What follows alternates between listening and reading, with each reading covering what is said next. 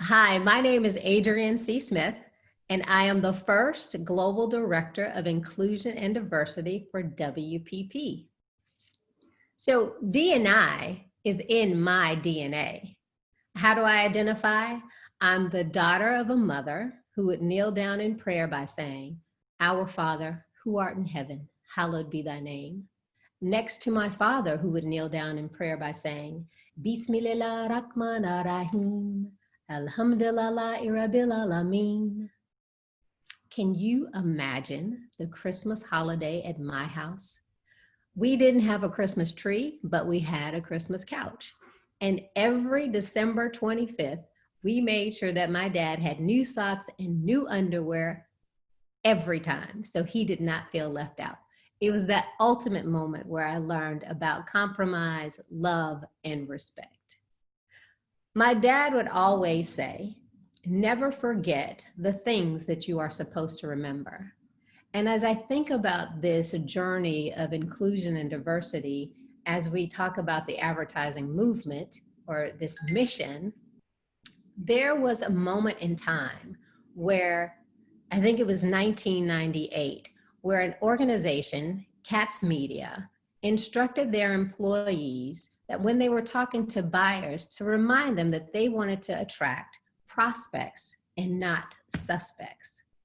Now, you can imagine that that sent off all types of, movements and protests, which essentially started the Madison Avenue Initiative. And the Madison Avenue Initiative really fought for the opportunity for minority-owned businesses, both Black and Hispanic, to really get their fair share of media buys. So at that time, a lot of organizations were able to now get a fair share of the media buy, and again, start ownership of companies that they had not had the opportunity to do before. I'd say about 10 years later, there was a research project that was created. I think it was like on the discrimination divide, which really talked about how women were not in leadership positions in advertising agencies, and they definitely weren't being paid the same amount, as well as people of color and Black people who were also in similar positions. They were doing worse, not in senior leadership positions, and definitely not making the same amount of money. So from that point, there were EEOC filings, and really some movement was being made to make sure that everyone was getting a fairer opportunity as it related to job opportunities. From there, we moved into another 10-year cycle. And I think it was about people raising their hands and stepping up and saying, we can do this with opportunities, whether it was the Marcus Graham Project or Ad Color or, the Center for Excellence in Advertising at Howard University that the 4A supported. There are really moments in this particular time where people were being actionable about the things and changes that can make.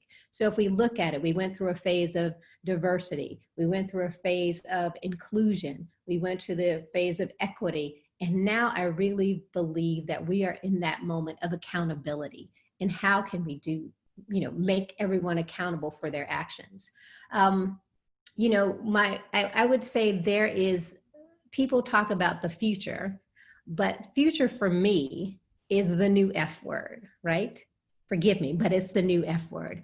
I choose to say forward focused instead, because if you think about it, there are no guarantees with the future. It gives leadership and people the opportunity to push things off as opposed to acting now. And if you're in a forward focused moment, then that gives you the opportunity to do the work now. You still have goals, you still have aspirations, but in a forward focused movement, you have to act now. So this is sort of the foundation of what I believe. And if we have this moment, we go into what I believe the escape velocity.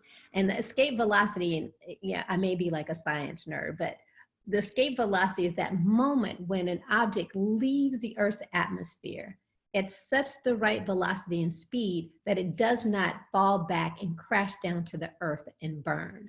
So what if we got to that escape velocity point in the advertising industry, so that we would not return back to the bad behaviors and bad things that we've been doing? And we're repeating these cycles over and over again. So my goal in this forward focus movement is to make sure that we have the right escape velocity, that we are moving our industry forward into a way and path of success. So let me share a little bit with you about my journey in the advertising industry. I started at Leo Burnett in Chicago, Illinois.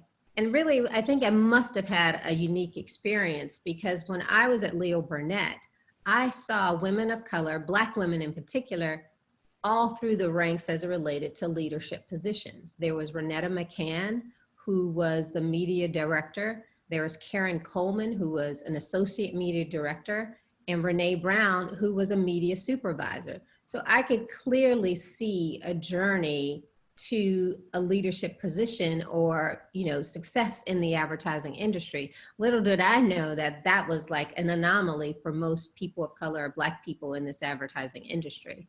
And I found myself really with this opportunity to create moments for other folks who did not do the same thing that I did. I remember an instance where there was a company called Heart and Soul magazine, and they were a health magazine, and I worked on the Kellogg's account. And I watched how we would actually craft stories to make sure, or do media plans that would allow us to invest in new media properties. So like a magazine like Heart and Soul magazine, they had the right demographics, they had everything. The only difference was it was owned by a Black-owned company. So what I did was I crafted the story and was able to create an opportunity that Heart and Soul was the first Black magazine that was bought by Kellogg's, for this particular brand. So that was sort of my journey and aha moment of, you have to be at the table to create opportunities for other people. I left Leo Burnett and then moved to New York, and I worked for a minority-owned television syndication sales. I know people are like, syndication, what is that? But there was syndication. It still exists, but in a smaller way. But this organization, we took African-American movies that had been sitting on, movie studio shelves for years, and created a package where that we could represent it back out into the media or back out into the public. So we had wraparounds with Ossie Davis and Ruby Dee. But when we went to sell this movie package, we literally had to educate media buyers and planners on the significance of why it was important to just separate your buy or provide opportunities for Black-owned media properties. The thought was that we can catch everybody in a general market buy, but understanding that there was a significance and importance of when you advertise in programming specifically targeted to Black people or specifically targeted to the general market. I mean, if you really think about it, our must-see Thursday night at the time was very different from the general market's must-see night. So there was Friends, but there was Living Color or Living Single, if you will, for those two distinct markets. But it's all about the intentionality of the buyer and how you're speaking in that voice to the advertiser, to the community, the advertiser speaking to the community, that makes the difference. So I was always creating opportunities for minority-owned businesses to find their space and find their voice.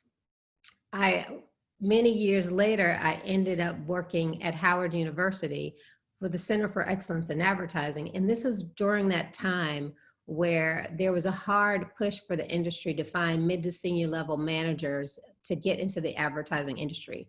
Our industry was struggling again to get more Black people or people of color in the advertising industry. So when I worked at Howard University as their executive director for their Center for Excellence in Advertising, we created programs that allowed us to take people with transferable skills and non-traditional advertising backgrounds to train them to get into the advertising industry. The program was a success. It was supported through the 4As. We had boot camp that targeted early career young people, and then we had a lateral movers program. And I would say at least 68% of those people that were in the lateral movers program are actually still in this industry today.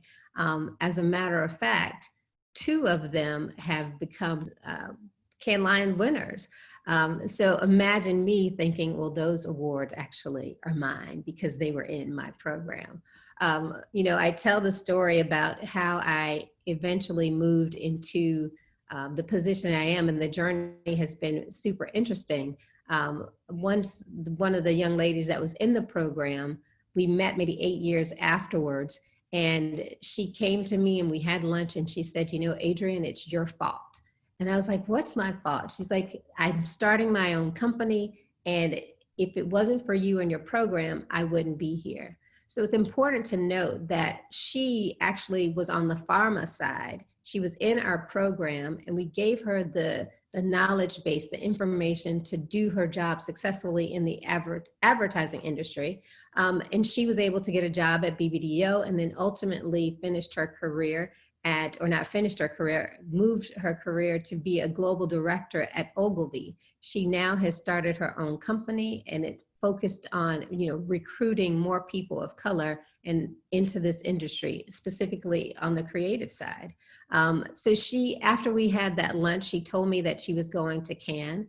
And I said, I'm going too. The funny thing is, I was supposed to go to Cuba the next day. I went to Cuba.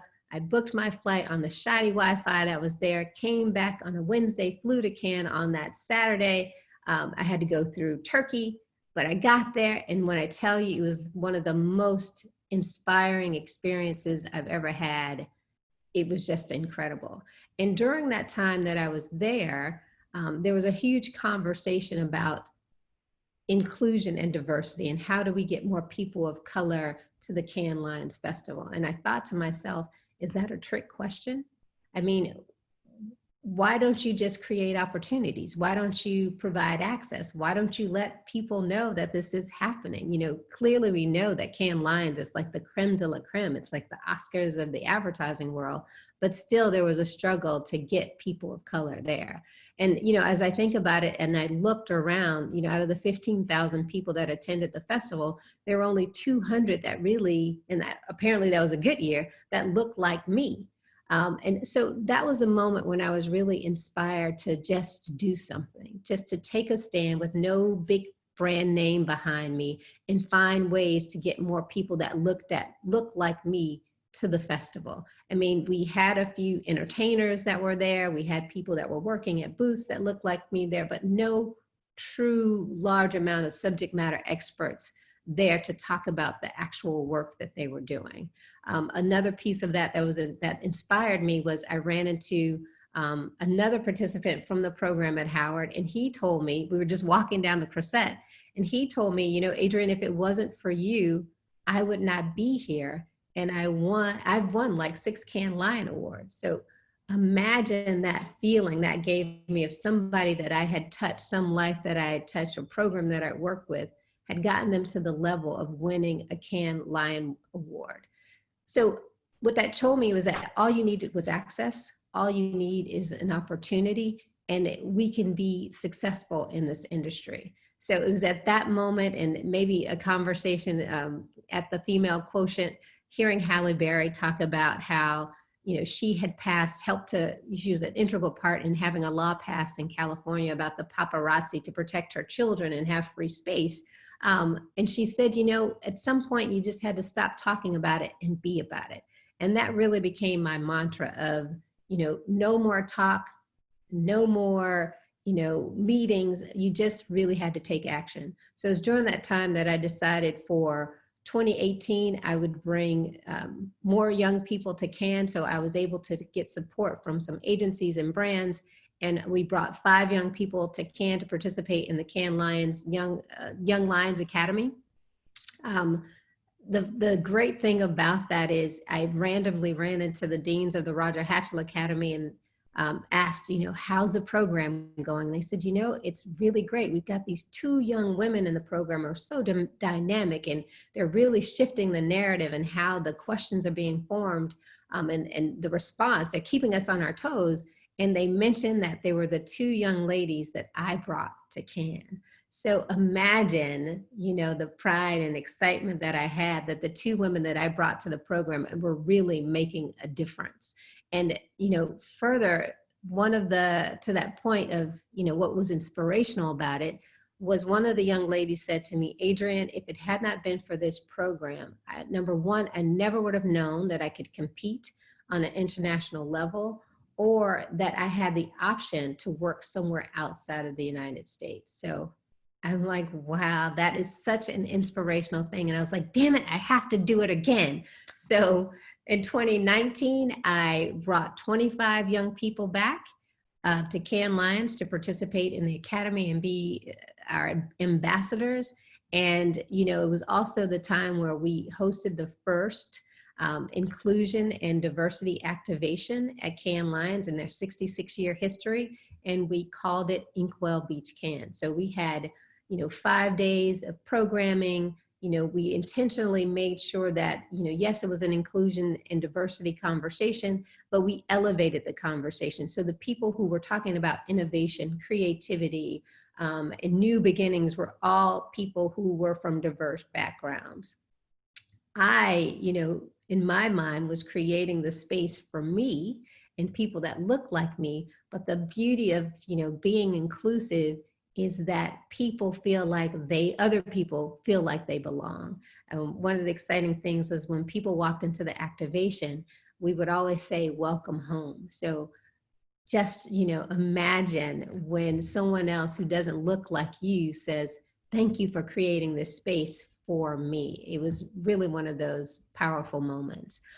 You know, I guess the exciting part of that too was the first C-suite speaker that we had was actually Mark Reed and Jackie Canny, so who worked for WPP, and I had no idea in less than a year later that I would be a part of the WPP family. So how serendipitous was that? So that was really kind of the beginning and sort of how I moved into this space of, you know, getting to where I am at WPP.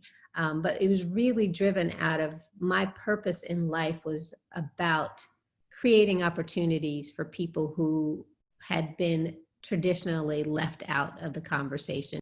So we are here at Geometry's Creative Week.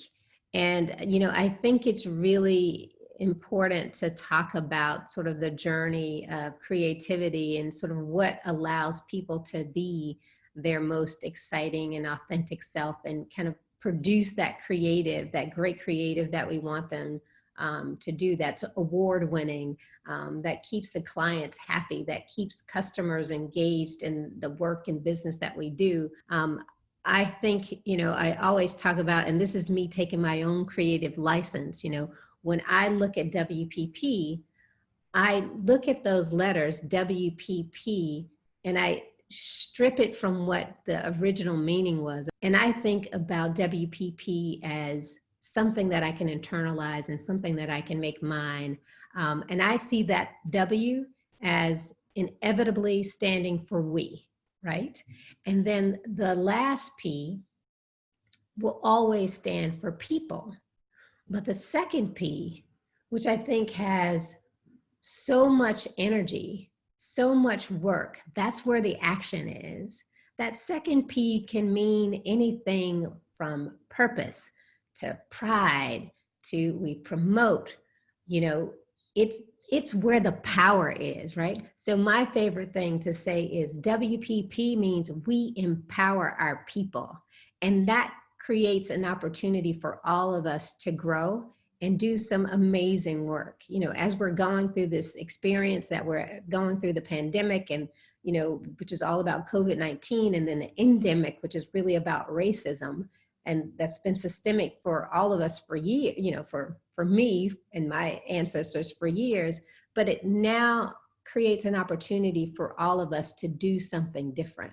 And so now we have the creative license to work with our people differently. And through the inclusion and diversity team, we're providing, you know, conscious inclusion trainings for people to just be more aware and how to be more inclusive.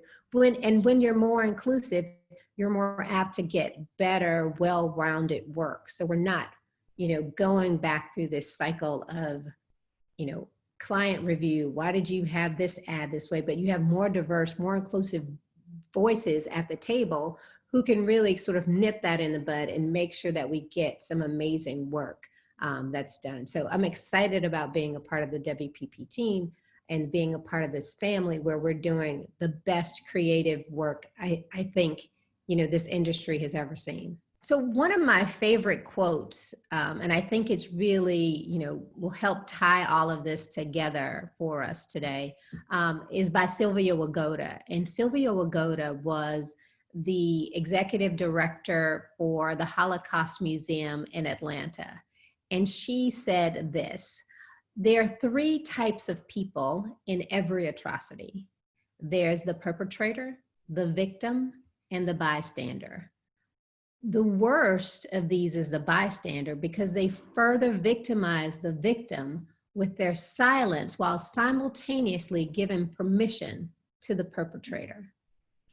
As we think about that statement, we can think about something clear that just happened in recent history, where we watched the three policemen in Minneapolis watch their partner take the life out of a man and did nothing.